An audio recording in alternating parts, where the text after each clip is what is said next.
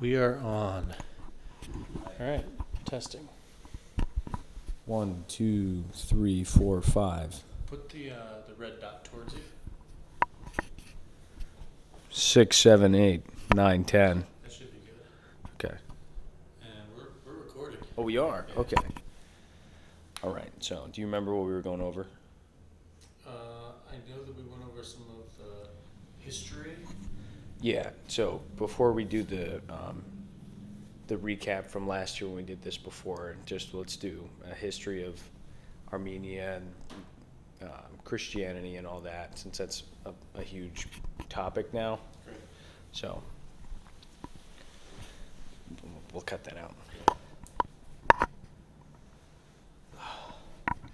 All right, everybody, we are here. I'm back in Jersey City with one Mr. Steven. How do I pronounce your last name? Haroyan. Haroyan. Yeah. Yes, he is the founder of Little Bird Armenian Development Group. We met, oddly enough, around the same time last year, right? That's correct. And in Bryant Park. Yes, yeah. So today he is kind enough to have me in here in Jersey City in his apartment. So today we're going to be going over a bit of history before we get into a bit of the conflict stuff that's been going on. So tell me,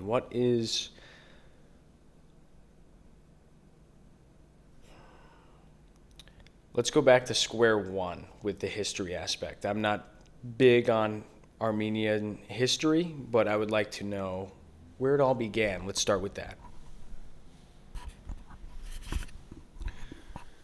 Where it all began. So the Armenians are the indigenous people of the region of the South Caucasus Mountains, as well as the Anatolian Plateau, also formerly known as the Armenian Plateau. This is the area that's basically eastern Turkey, across the modern-day borders of Armenia, some parts that are south into Iran. But the Armenian, over the course of history, the Armenians had expanded and then also shrank. The area that they covered, the area that they ruled. There were different Armenian kingdoms. They really were at the crossroads of many different civilizations over time. So I think the very first mention of region Armenia was in an ancient Babylonian map. But then we had interactions with the Greeks, the Romans, the Persians, eventually the different Turkic and Ottoman groups that came, of course the Russian Empire, which then led itself to the Soviet Union, as well as then the breakup of the Soviet Union and the restoration of an independent Armenian entity. It's now the Republic of Armenia. But one of the main differences between the Armenians and the other people around them is their embrace of Christianity. Armenia became a Christian country, proclaimed Christianity as its national religion in 301 AD. Basically has been fighting for it ever since then. Correct. So we have Azerbaijan, Turkey, and Iran as neighbors, as well as Georgia. Georgia is a Christian country also. But Azerbaijan, Turkey, and Iran are all Muslim. Right. So throughout the, let's say, for all intents and purposes, 1700 years, the Armenians have remained in that territory while shrinking and shrinking and shrinking the area that was populated by Armenians, but they also remained Christian. So that was a key differentiator when the Persian Empire took over, and then when the Ottoman Empire took over, and even through the period of the Soviet Union, when most religion was outlawed, banned, or just very frowned upon through the different periods, the Armenians retained their Christianity and that Christian heritage. Beautiful. So we get to where we are now. Let's go back to 2022 with the initial invasion Nagorno. How do I pronounce the last part? Karabakh. Karabakh, right? I've seen the big buzzwords thrown around about ethnic cleansing. I know that people have a lot of questions. Some people are wishy-washy with whether or not they want to believe it, and I know myself, seeing is believing, and especially I'm grateful to be here with you, since that's where your history is. That's your people. That's where you work. So, what about it is directly targeted, the Christians specifically? Yeah, that's a great question. And the reality is, we can go to and point to different reasons as causes for the conflict. Right. Over the course of 30 years, 100 years, you can see situations on both sides where atrocities occurred, massacres occurred, also large movements of people, population changes occurred. But if we focus on the more recent period, it was 2020 when Azerbaijan launched their attack on what was the independent Republic of Artsakh, also known as Nagorno-Karabakh Republic. In 2020, they launched the war, lasted for 44 days, the 44-day war as it's referred to now. And then a peace agreement was signed, or I should say a ceasefire was signed, not a peace agreement. That's what they're still working on now. A ceasefire was signed with Russia as a third party to enforce that. Russia did a terrible job and basically did not enforce that ceasefire. And in 2022, we saw Azerbaijan attack the internationally recognized territory of Armenia, not a disputed region, not the Republic of Artsakh, but the internationally recognized territory of Armenia. And then in 2023, we saw the full capitulation via another attack right under the noses of the Russian peacekeeping forces that were deployed there. 2,000 people were deployed there to keep the peace. The Azerbaijanis attacked what was left of that small region, and around 120,000 Armenians were expelled from that region. Most of them came to Armenia. Some of them left Armenia since then, but most of them are still residing in Armenia. But that's, in essence, where these discussions around ethnic cleansing come from, and whether one wants to believe one side, the other side. The reality is there used to be over 100,000 Armenians living in this region. Now they're not. Well said.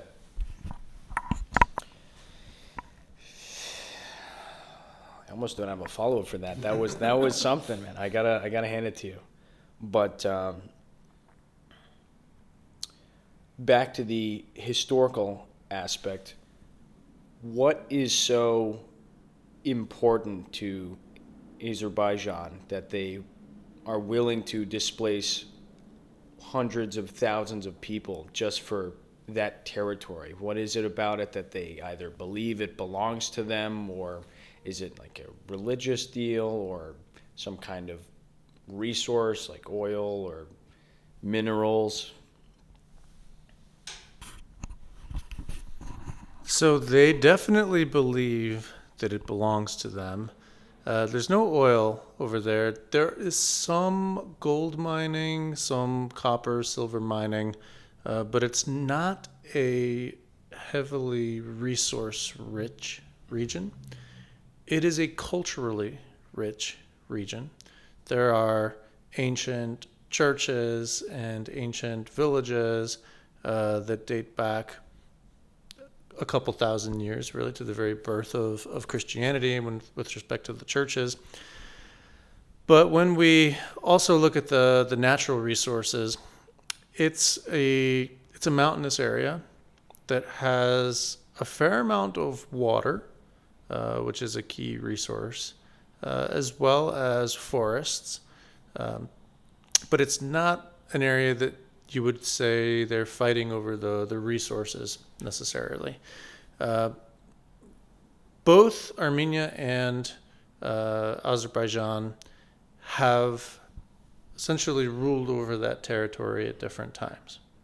Uh, that's again, that's a fact that is a reality. But the population of that region has always remained majority Armenian. That is until September of 2023, when for the very first time in thousands of years, there's no Armenians living there. I think there's like 7 that stayed. Of a population, before 2020, there was a population of about 150,000 people there. During the 2020 war, about 30,000 people did not come back after that fighting, the 44-day war. And then about 120,000 people were expelled then in 2023. So, What do you mean expelled? So, if they chose not to leave, were they captured, killed, or forcibly thrown out? that's a great question. So, again, we will start it today, but with an eye towards history. The Azerbaijani position is that these people voluntarily left. They said they could have stayed and they would have become Azerbaijani citizens and they would renounce their citizenship of the Republic of Artsakh, their independent country. 9 months prior to those people being expelled, there was a blockade that was implemented by Azerbaijani forces. They closed the one road that connected Armenia to that region. The people there had no food, no gas, electricity went out, and essentially, Azerbaijan, even during that blockade, they said, no, the road is open. Anyone can leave. And that's what they really wanted. They wanted people to leave. They wanted to make life in Artsakh, Nagorno-Karabakh, so uncomfortable that the people would leave. The people did not leave, so they launched another attack. And when they launched that attack, the forces of the Republic of Artsakh essentially collapsed within about 24 hours. And the negotiation through that ceasefire was for safe passage for the people to leave. And when we look back again at history, any time that Armenians have lived under Azerbaijani tyranny, essentially, they have been massacred. They've been killed. If we look at 1988, there were massacres in the town of Sumgait. This happens time and time again. The people there, number one, felt that if they stayed, they would be massacred. They would be killed. They are not safe. Anytime during the war periods that Azerbaijani forces took a hold or captured Armenian civilians, they have been tortured. Their corpses were mutilated. They have been sent to prison for being terrorists. We've heard that one before all over the world. And it's not a safe situation. And on top of that, Azerbaijan is a tyrannical dictatorship. They are an autocratic dictatorship where the current president took over from his father, who was the former head of the KGB in Azerbaijan during Soviet times. The current vice president is the president's wife, and they're grooming their family to retain power over that country. They use it as a bank account, and the dictator essentially is able to rule by edict. Whatever he wants, he gets. And there is no opposition in that country. There is no civil society in that country. It's a cult of personality that they have essentially built around a hatred for Armenians. It's culturally ingrained by this autocratic dictatorship. During the Soviet times, this didn't happen. People were able to live side by side because of the strong hand of the Soviet regime. There was tension, but they lived side by side. It wasn't until 1988 when that tension really all boiled over and the Soviets could no longer control it, and people started being killed. Armenians were being killed in Azerbaijan. But now, for the past 30 years, they have indoctrinated that country to feel a hatred for Armenians. And as long as the majority of that population is focused on how much they hate Armenians, they won't be focused on how much that dictatorship is stealing from them. I like you, Stephen. You know why? You answered 8 to 10 of my next follow-up questions in one long run-on sentence. That was fantastic. Thank you. When you stopped and you were going to talk about torture and all that, I was going to follow up and say, like, I wonder why they call you terrorists and all that stuff. And then you went right into it, and then you went into the history. It was beautiful. But going off of that, if I were to, let's say, take a little trip on the internet and order a history book of Azerbaijani history, right? How do you think they would describe the Armenians? In what way? Because I know that on the other side of the coin here in the U.S., we don't learn too much about Russia other than the bad stuff. So I'm curious, what do you think it's like for them learning about you guys? So, if you were to pick up a contemporary Azerbaijani history book, contemporary meaning one that was published in the last, let's say, 10 years,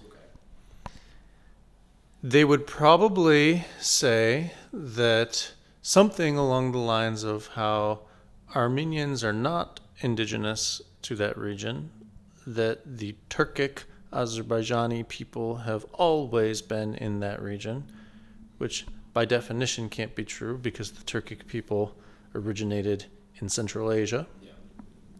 And they will also say that this is an actual theory, Azerbaijani theory for Armenian history, that the Armenians are gypsy people that came from India, that the Russians encouraged them to move there during the 1800s. And there's nuances to that that we can cover.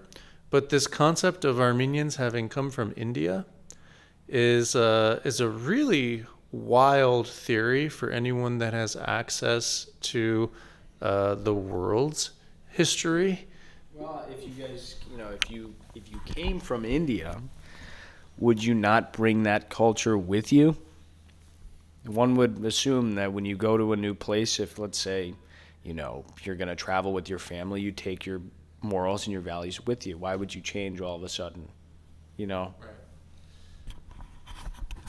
So there are these what we would think of as crackpot theories that Azerbaijani pseudo-historians have started putting forward, but their government has latched on to these pseudo-histories. And in a country that is dominated by the rule of a single family, where there is no free media, no one's allowed to ask questions, no one's allowed to resist propaganda, people start to believe it. And when the majority of people start to believe it, it becomes their own history. Now, I want to point out, I mentioned this commentary on Armenians being encouraged to move there by the Russians. So this region was at different times in, let's say, recent history, meaning the last 500 years. Under the Ottoman Empire, under the Persian Empire, and under the Russian Empire, and it swapped back and forth. During a period when it was under the Persian Empire, there were regions that were depopulated of Armenians. The Persian Shah, or whoever it was, I can't remember his name, basically said, okay, these Armenians, I want them to come with me, and he moved them to northern Iran. When in the I think it was 1820s, there was a war between the Russians and the Persians. The Russians won that war that time, and they took over that region. And this is when actually the Russian government did encourage Armenians to come back to that region, but that's where they were from. Right. And they were forcibly removed by the Persian Shah. It's about probably 100, 150 years before that. I think it was the 1600s or early 1700s. And it wasn't all of them. So there were still Armenians there. There were certain regions, specifically Artsakh, which is an interesting case because the Armenians never left Artsakh. That was not Nagorno-Karabakh. That was not one of the regions that was depopulated and then repopulated.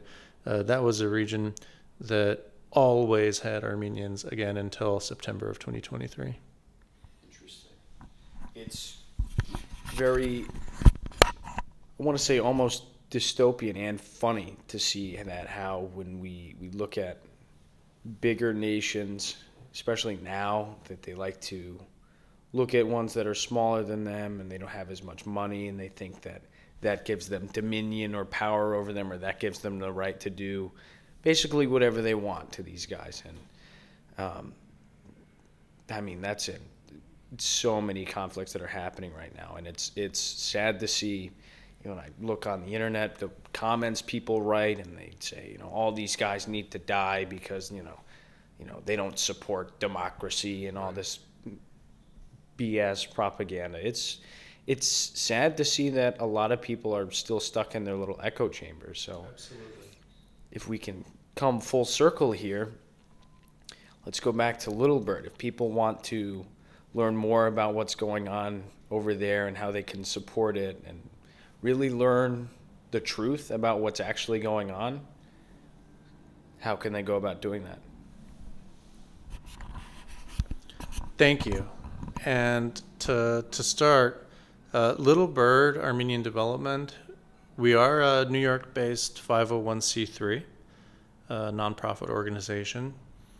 Our main goal is to support the threatened indigenous Christian or Armenian population in the border regions with Azerbaijan. And I say threatened because, as we have seen, not just back 500 years, but 100 years, 30 years, or even this past year, the Armenian population is very much threatened by Azerbaijan as well as their allies, Turkey, to try and remove the rest of the Armenians from that region. So we are specifically focused on defense and security support projects.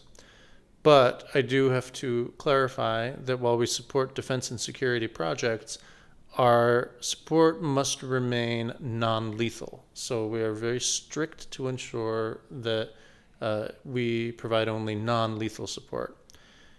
And that can include surveillance and security camera systems, thermal camera systems that are purchased in Armenia and brought to the frontline villages. That can also include Starlink internet kits in order to provide redundancy for communication. That can also include computers, network equipment, logistical support. We're standing up simulators where people can learn how to fly and operate drones on a computer, different things like that. And if people want to support, I think that was the other half of the question, how can people support? We do have a website. It's www.littlebirdarmdev.com. Maybe we can put that in the description. And from there, you can learn a little bit more about us, as well as there are links to our donation platform. To kind of hit it over the head, just maybe one last time here with how much of a grip that these guys have on Armenia. Why do they need the Starlink? What's going on with the internet over there that's making it so they have to have separate internet? Yeah, that's another great question. So, what we're trying to do is learn as much as we can from the Russia and Ukraine conflict. What we're expecting in a total war situation is that the first thing Azerbaijan will do is knock out any lines of communication, radio communication, cellular, internet, 3G, 4G, 5G, any G is going to get knocked out. That's exactly what happened in Ukraine. And right now, basically the entire country of Ukraine, both their military and their economy, what's left of it that's still going, is running on Starlink. Starlink being a satellite internet network that can be accessible all over the world, around the globe, on the global roaming signal, or if Starlink is turned on in that country. And the region in question now, I hate to say that since the question of Nagorno-Karabakh or the Republic of Artsakh has closed for now, the Armenians are gone. It's been taken over by Azerbaijan. They are repopulating that area now with Azerbaijanis. They now have their sights on Armenia proper, on the country of Armenia, and they will look piece by piece at the different regions that they want to try and take. The most southern part of Armenia is a province called Syunik, and that is it's a remote place. It borders Azerbaijan on two sides and Iran to the south. I say Azerbaijan on two sides because they have an exclave called Nakhichevan that is on the western side of Armenia, of Syunik. And then the main land of Azerbaijan is on the eastern side. And what they would really love to do is connect to those two. So this remote area that is far from the capital of Armenia, but populated by the same Armenians that have always been there, is vulnerable. It's vulnerable right now, and this is the area where their attacks have been over the past few years. This is the area where the Azerbaijani government has their sights set on what they're calling the Zangezur corridor, which is their name for that region. And they basically want to connect their exclave of Nakhichevan to the main body of Azerbaijan. And the way that they want to do that is by taking over that land and kicking out the Armenians yet again.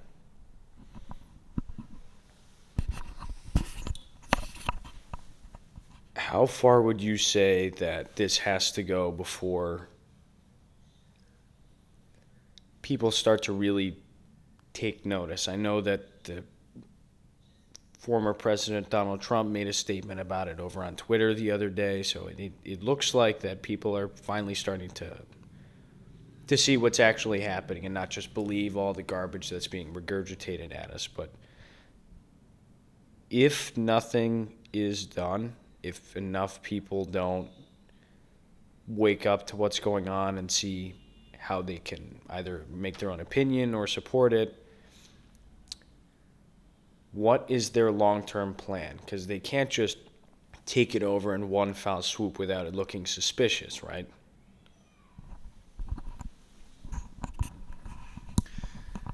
Yeah, I think that we have seen a lot of different ways that the international community either will or won't react. And It's great that Donald Trump is making these statements. He probably was pushed to make that statement by Vivek Ramaswamy, who has made statements similar before, as well as RFK Jr., who has made statements that are similar to that before. At the end of the day, though, they're all just statements. Right. And we are weeks away from an election where every vote is going to count. I have very little faith in the idea that any other country or any other world leader is going to do something tangible, material, or concrete for Armenia, even if Azerbaijan attacks the internationally recognized territory. Now, there's a little bit to unpack here, so if you'll bear with me. Sure. For number one, I believe that Armenia needs to focus on being able to defend itself. There have been historic bilateral treaties with Russia where if Armenia is attacked, Russia is supposed to come to their aid. That did not happen. Armenia is now a frozen member, but technically it was still a member of the CSTO, Collective Security Treaty Organization, which was the sort of post-Soviet Russian version of NATO. Again, there are treaties where if Armenia is attacked, then those other countries are supposed to come to their aid. That did not happen. So these are examples where countries actually had an obligation by treaty in order to help defend Armenia's borders. There are nuances there that the Russians played up by saying, well, Armenia and Azerbaijan haven't agreed on where their border is, so nothing we can do. There is no border. That's obviously a farcical answer, but at the same time, it's cemented in my mind that there's no one who will defend Armenia's borders except for Armenians. That's point number one. Point number two is that Azerbaijan, but also by way of their ally Turkey, they are really good at playing the diplomatic game. For the past, let's say, 20-ish, 15 years, they have been an energy supplier to Europe, to the West, as well as to Israel. They supply a lot of Israel's oil and gas. And because of that, that has bought them a lot of goodwill, political goodwill, as well as weapons contracts. So Azerbaijan is armed to the teeth with Turkish and Israeli weapons. They just signed contracts not long ago to buy next generation fighters from Pakistan. Fun fact, Pakistan is the only country in the world to not recognize Armenia as a country, as its right to exist, because they support their Turkic Azeri brothers. But all of that aside, there is a main difference between what I believe is the coming war and these past wars.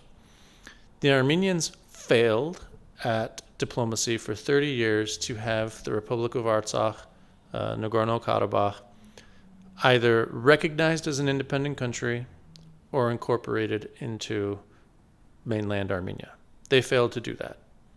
So, as far as the world was concerned, even though that was an Armenian territory, even though it was ruled by Armenians that had won a war in 1994, if you looked on Google Maps, it was part of Azerbaijan. If Azerbaijan were to attack Armenia, it's going to be completely different, at least in the way that it's perceived. But again, I don't believe there are any other countries that are willing to put boots on the ground in order to defend Armenia. I think that it has to be Armenia. It has to be the Armenian military.